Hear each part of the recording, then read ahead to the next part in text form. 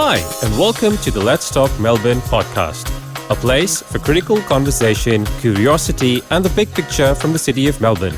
I'm your host, Vikas Raheja, and let's get started. Justin, Vikas, welcome to Let's Talk Melbourne.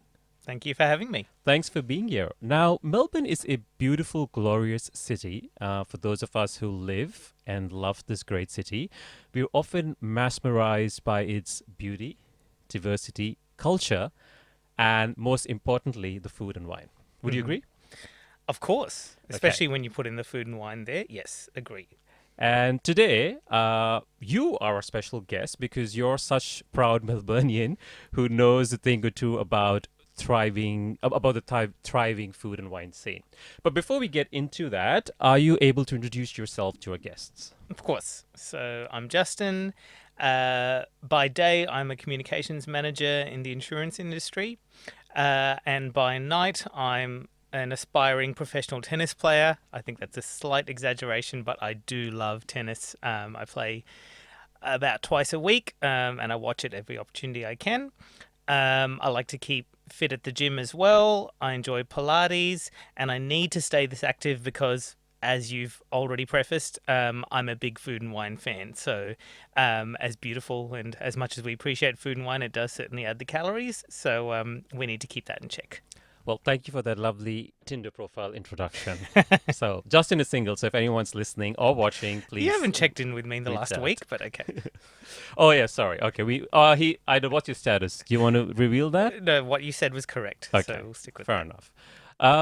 Now, Justin, you and I were at an event a couple of weeks ago, and you were served red wine in a plastic glass, and Yes. you wouldn't stop bitching about it for 12 minutes and 50 seconds.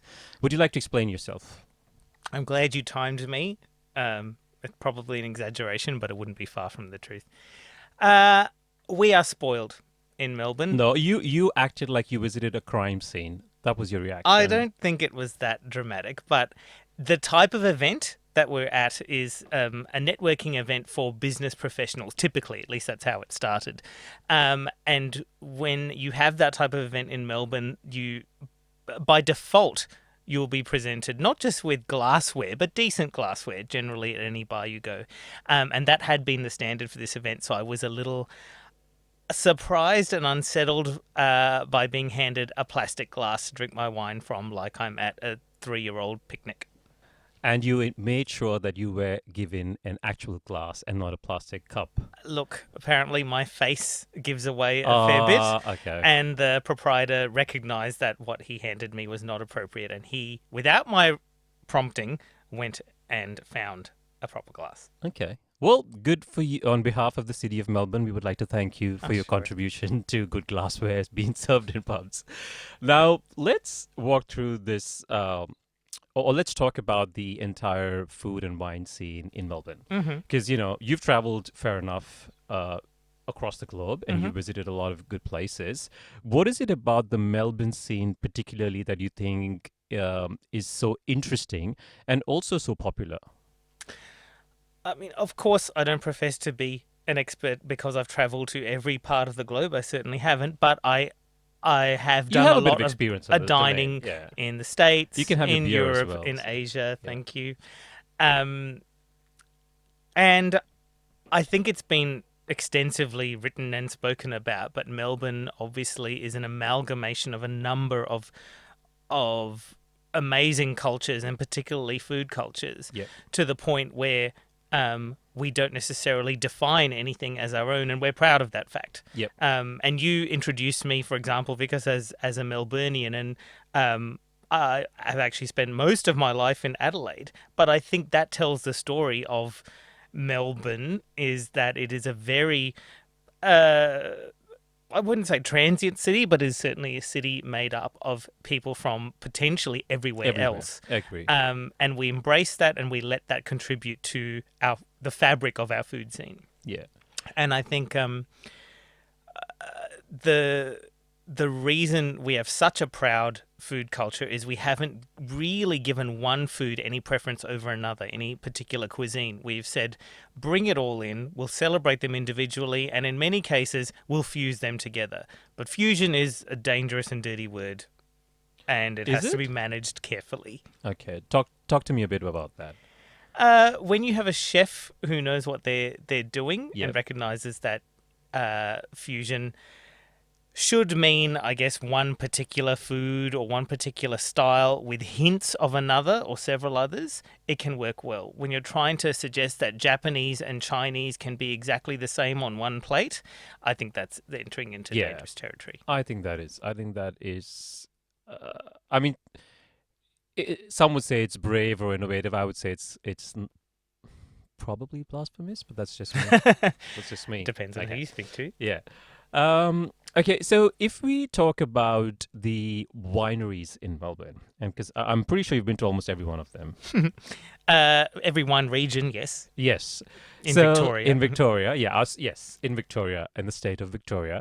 What are the ones that you would recommend to someone who is, say, a novice in the wine field and just wants to go to a winery and feel good about themselves, feel like they're in south of France, which they're not, but they want to have that feeling?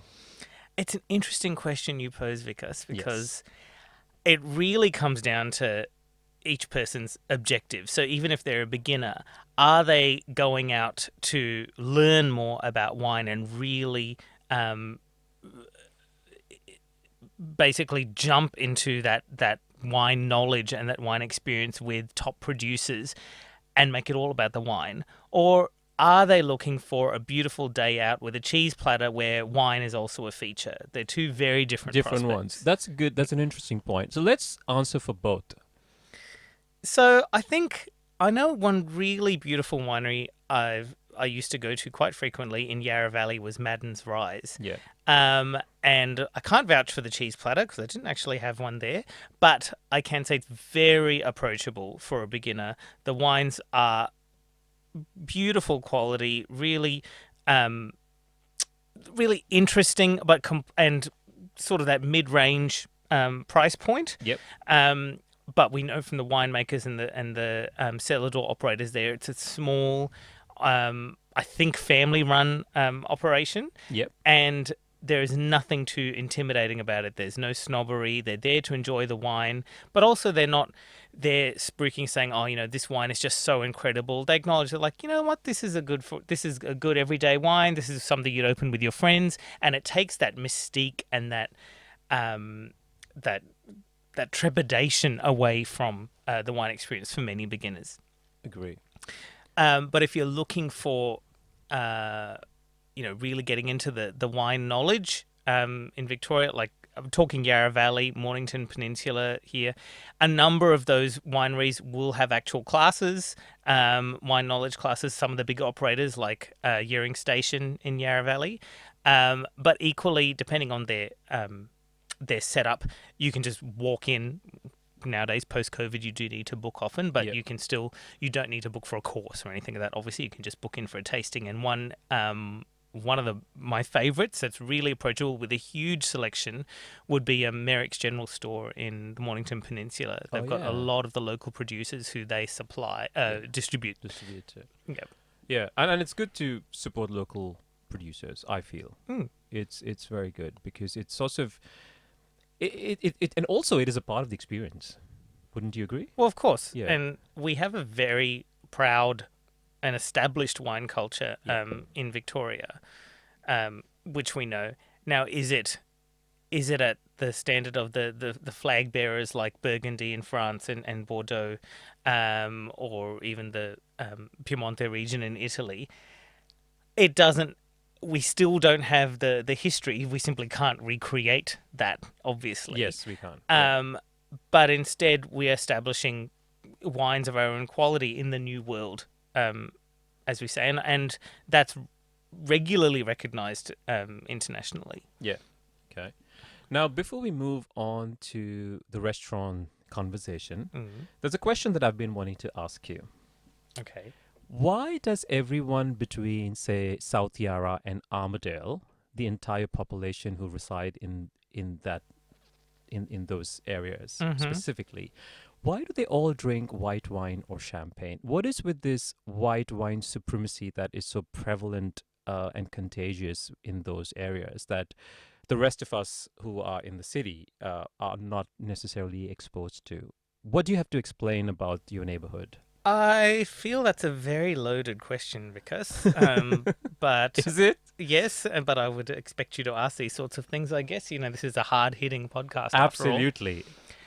Uh, Look, to be honest, I didn't know that was a fact, but the more I think Oh, come about on. It is a fact. You know that. well, I You suppose, walk into any bar in those areas, everyone's drinking white wine. It's like, what is going on here? well, I Or happen to champagne. be a huge white wine fan. Yeah. Chardonnay, Chablis, for anyone who's listening. I guess there is this notion of cleanness and purity, perhaps, that comes with white wine and your pearl earrings and your nautical stripes. You asked the question, I have to answer it as well as I that's the can. kind of answers we're looking for. Yes.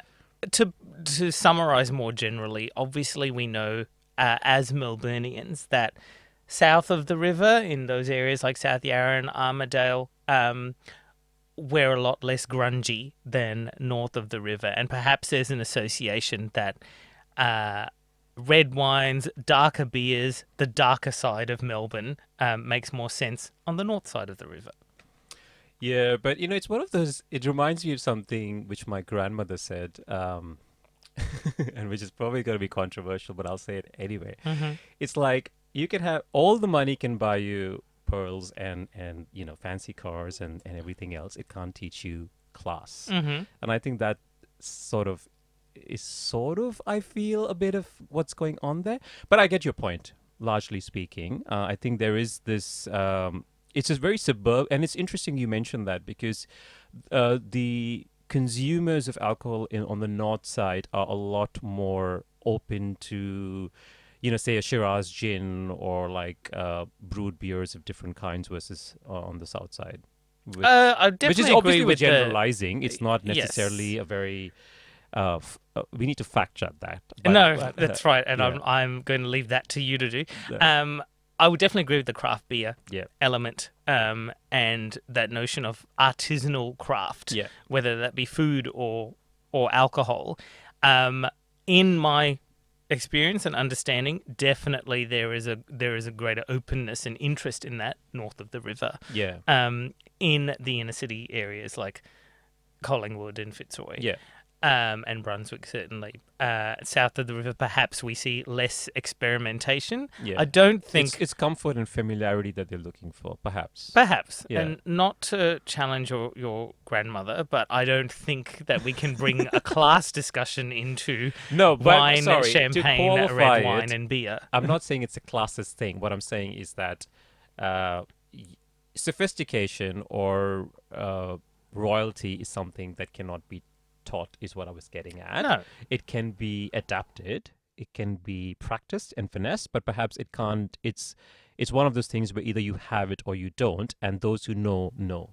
I think... So I wasn't necessarily making a class statement to say that it's an elitist kind of thing, but it was more so to say about. Yep.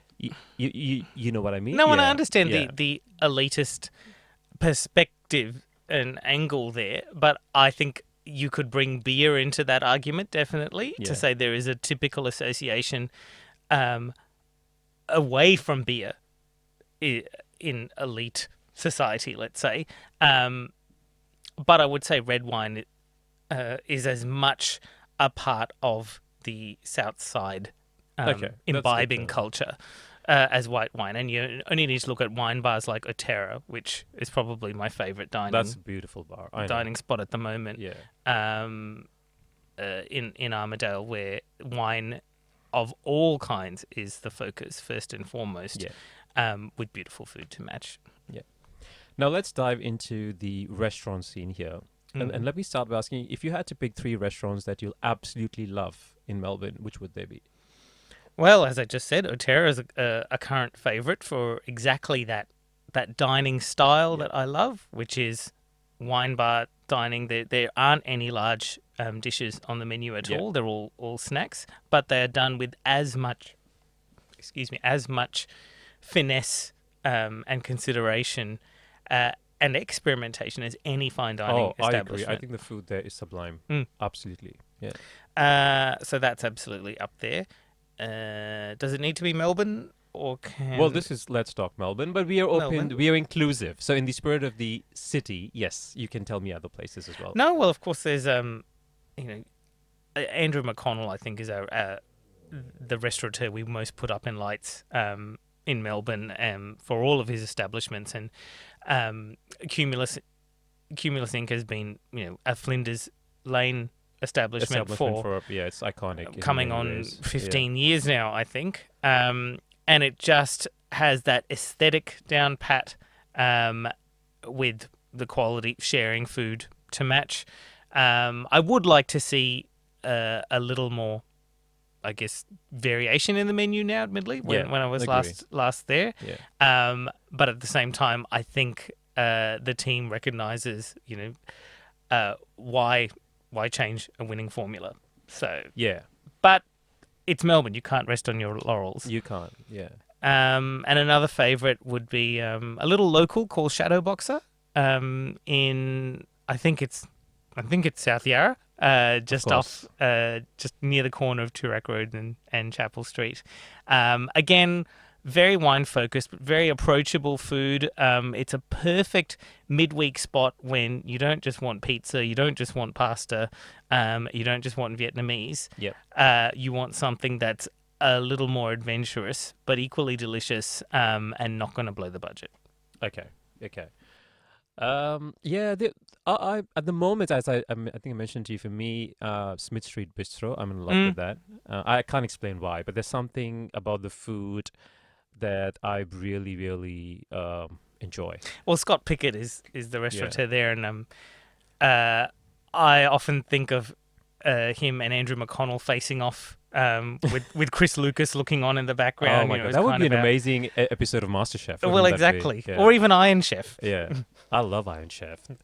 And Freya is another one that I'm really enjoy going to. I think I've not been there Freya yet. So it's pretty good. I think it's got this very unique palette, which is it's comforting and familiar, but yet new.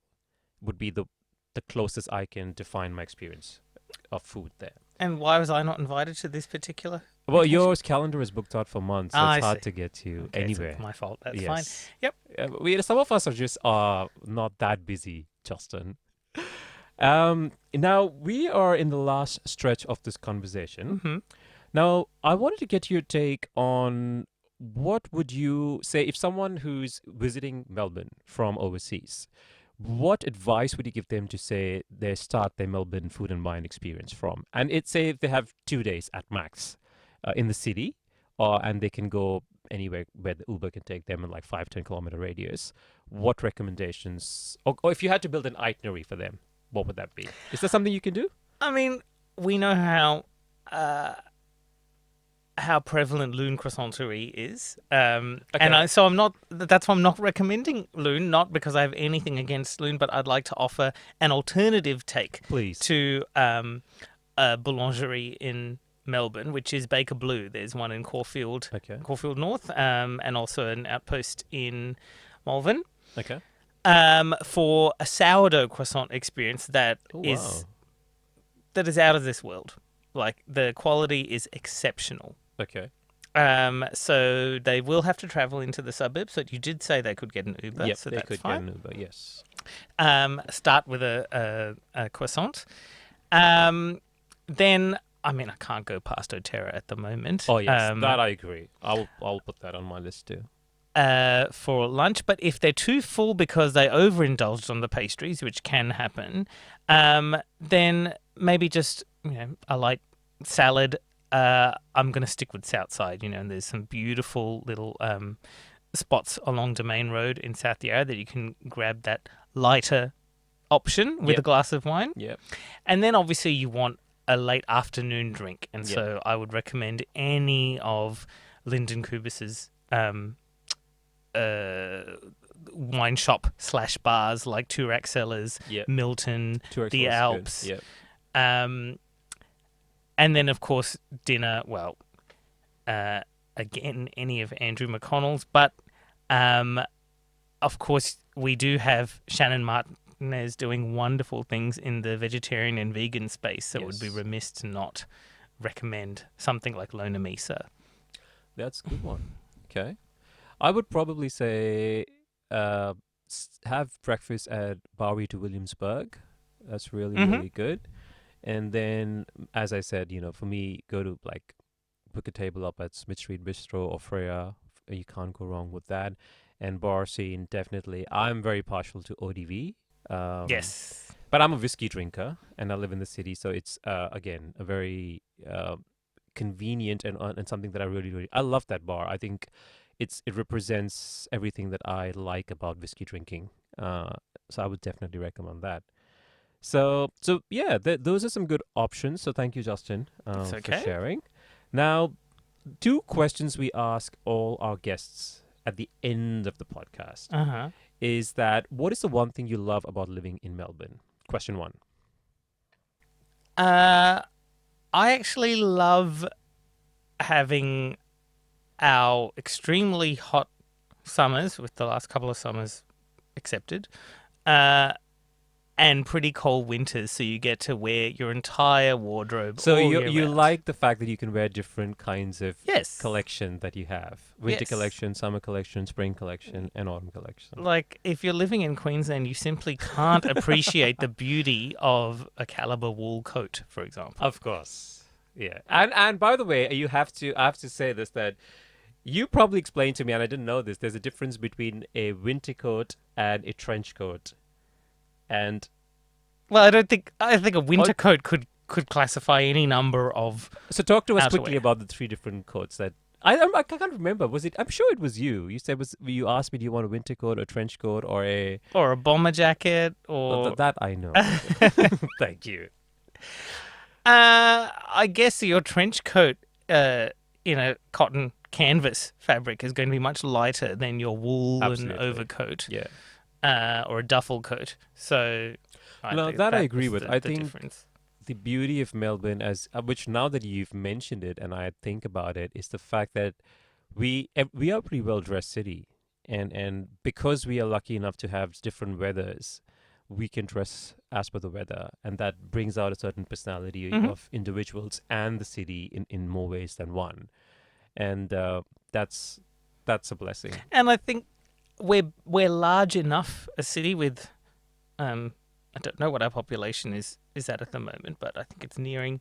You can fact check this later. We're nearing 5 million. Yeah, Um, and as a result, you can dress as casually or as formally as you like any day of the week, and most of the time, no one's going to really care. It's how you feel, and if you want to look beautiful on a Tuesday night, you can. And I don't think, having come from Adelaide, for example, and forgive me, Adelaideans, if the scene has changed, but I know in my earlier adult years, trying to get a little dressier midweek for dinner was just something that no one really did.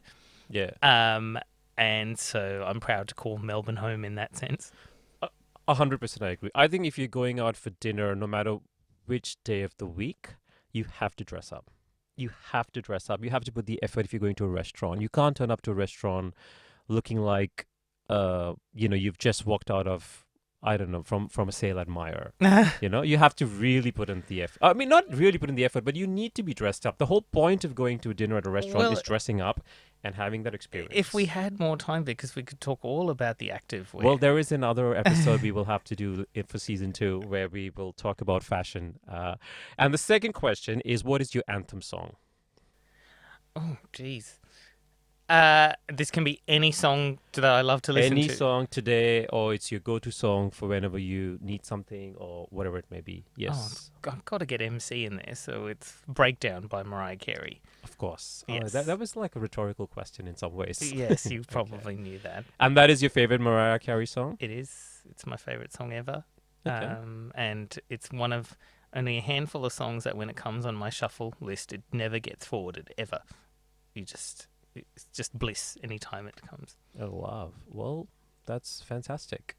Well, we are pretty much out of time. So thank you, Justin, for coming today and sharing with us your take on the food and wine scene in the city of Melbourne, which is home for the both of us. And we love this city very much.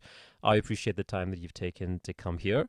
I would also like to say that we're coming to you from Image Online Studio in Abbotsford.